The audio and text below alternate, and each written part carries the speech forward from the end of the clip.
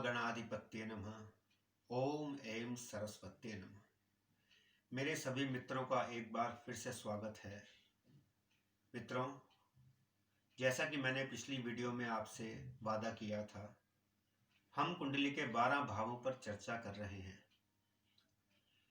पिछले वीडियो में मैंने आपको लग्न भाव, तनु भाव, असेंडेंट, फर्स्ट हाउस के बारे में जानकारी दी थी। आज हम चर्चा करेंगे धन भाव की, द्वितीय भाव की, दूसरे भाव की। दूसरे भाव को जैसा कि मैंने धन भाव भी कहा, क्योंकि इस भाव से हमें मनुष्य की धन संबंधी स्थिति की जानकारी होती है। मित्रों, आप जीवन में कितना धन अर्जित करेंगे, उस धन का किस प्रकार संचय करेंगे, इस सब की जानकारी हमें द्वितीय भाव से मिलती है। द्वितीय भाव अपने आप में मनुष्यों के जीवन में एक बहुत ही महत्वपूर्ण भूमिका अदा करता है मित्रों, क्योंकि इस भाव से न केवल धन की अपितु कुटुंब की जानकारी भी मिलती है। जी हाँ मित्रों, आपके कुटुंब में किस प्रकार की स्थिति रहेगी, आपके कुटुंब बड़े होंगे, छोटे होंगे, और आपके कुटुंब में सुख रहेगा या समय समय पर कष्ट आता रहेगा, इन सब की जानकारी हमें दूसरे भाव से प्राप्त होती है। क्या कभी आपकी सीधी आंख में, राइट आई में कोई समस्या होगी, इसकी जानकारी भी दूसरा भाव देता है मित्रों। आपकी पत्नी की आयु, यदि आप पुरुष हैं और विवाहित हैं, तो आपकी पत्नी की आयु की जानकारी भी दूसरा भाव ही देता है। और क्या जानकारी दे सकता है दूसरा भाव? मित्रों, आप जीवन में किस प्रकार का भोजन ग्रहण करेंगे, आपको किस प्रकार के भोजन का सुख प्राप्त होगा, आप झूठ बोलेंगे, असत्य बोलेंगे या सच बोलेंगे, सत्य वचन बोलेंगे, इसकी जानकारी भी दूसरा भाव देता है। और दूसरा भाव क्या जानकारी देता है मित्रों? यदि आपका कोई बड़ा भाई है और उनके पास अपनी जन्म कुंडली नहीं है, तो दूसरे भाव से हम ये जानकारी प्राप्त कर सकते हैं कि क्या आपके बड़े भाई की कभी कोई संपत्ति, कोई अचल संपत्ति बनेगी या नहीं। ये भी दूसरा भाव जानकारी देता है। चलिए अब बात करते हैं उन योगों की जिनमें मनुष्य धन अर्जित करता है, धन कमाता है, धन का संचय करता है, धन का भोग करता है। मित्रों, यदि आपके धन भाव पर शुभ ग्रहों की दृष्टि है, अर्थात शुक्र, बुध और गुरु की और चंद्रमा की भी, तो दूसरा भाव वृद्धि को प्राप्त होता है। दूसरे भाव में वृद्धि होती है, आप धन अर्जित करते हैं और उस धन का सफल भोग भी करते हैं।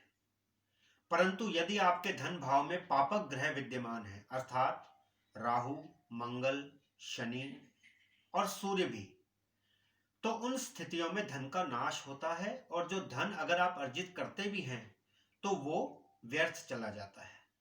कोर्ट में, कानूनी मुकदमों में, बंटवारे में या अन्य किसी कारण से वो धन आपके साथ नहीं रहता, उस धन से आपको पृथक होना पड़ता है।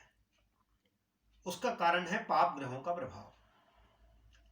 धन के भाव का स्वामी, दूसरे भाव का स्वामी यदि केंद्र में या त्रिकोण में स्थित है मित्रों, तो आपके दूसरे भाव में वृद्धि होती है, आपकी धन की स्थिति भी अच्छी रहती है और जीवन में आप प्रतिष्ठा, मान सम्मान प्राप्त करते हैं। परंतु यदि यही दूसरे भाव का स्वामी आपका छठे, आठवें या 12वें भाव में चला गया, तो मित्रों विश्वास कीजिए, आपकी जीवन में धन की स्थिति बिल्कुल भी अच्छी नहीं रहेगी। आप आजीवन धन को प्राप्त करने के लिए संघर्ष करते रहेंगे और उसके बाद भी आपको अपनी आजीविका अर्जित करने में कठिनाइयां आएंगी। हम कुछ उपाय करके उस पाप प्रभाव को कम भी कर सकते हैं और कुछ उपायों से हम आपकी धन की स्थिति को सुधार भी सकते हैं। मित्रों, धन का क्या जीवन में महत्व है, ये हम सब जानते हैं।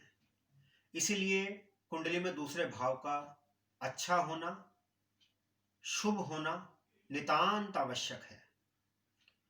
मित्रों, इसी चर्चा को आगे बढ़ाते हुए हम अगले एपिसोड में तीसरे भाव की चर्चा करेंगे, क्योंकि हर भाव बहुत ही महत्वपूर्ण जानकारियां हमारे जीवन के संबंध में प्रदान करता है। यदि आप मुझसे वैदिक एस्ट्रोलॉजर मयंक शर्मा से ज्योतिष परामर्श चाहते हैं, if you are looking forward to consult me for astrological consultation, you can contact me on the number that I am just going to mention. मैं अभी आपसे जो नंबर साझा करने जा रहा हूं, आप उस नंबर पर मुझसे संपर्क स्थापित कर सकते हैं। 770387431